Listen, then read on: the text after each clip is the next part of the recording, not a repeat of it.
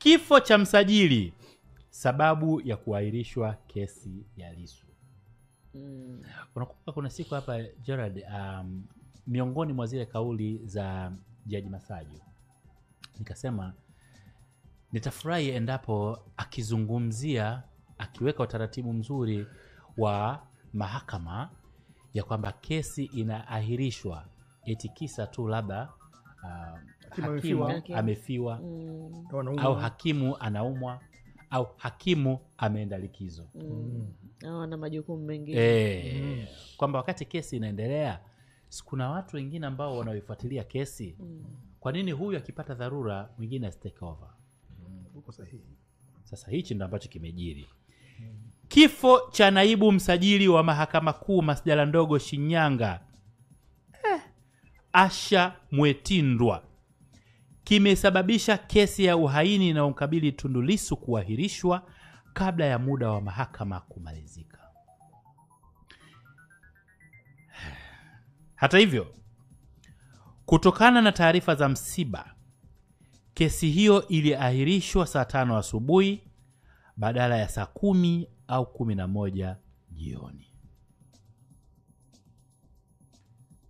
Kama tofauti. Sisi kwenye burudani tuna msemo wetu. Kwa sababu hii kifo cha huyu kimetokea wapi? Shinyanga. Kwa hiyo kesi ya huko Dar es Salaam ikaahirishwa, ile ya uhaini. Si ndio? Okay.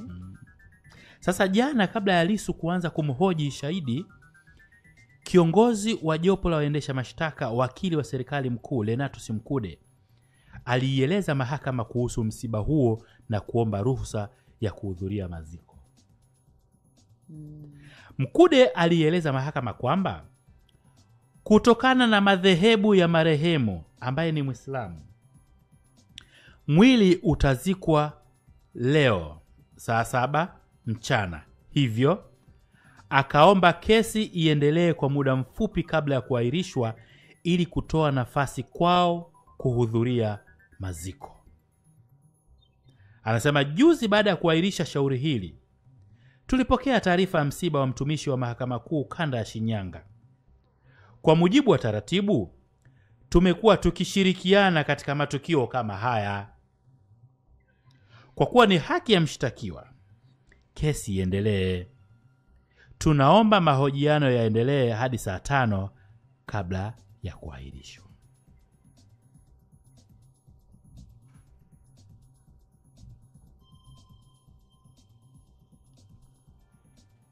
Mko kimya vipi?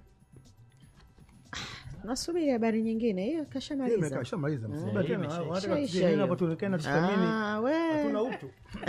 Na kifo tena. Muonekane? Hatuna utu, hatuna binadamu. Afuna Mkude naye alishasema kwamba huwa wanashirikiana kwenye mambo kama haya. Ukitia neno ambayo siku subiri wewe kukuta. Watu wa uchumi. Kwa hiyo hapa tusije neno kabisa.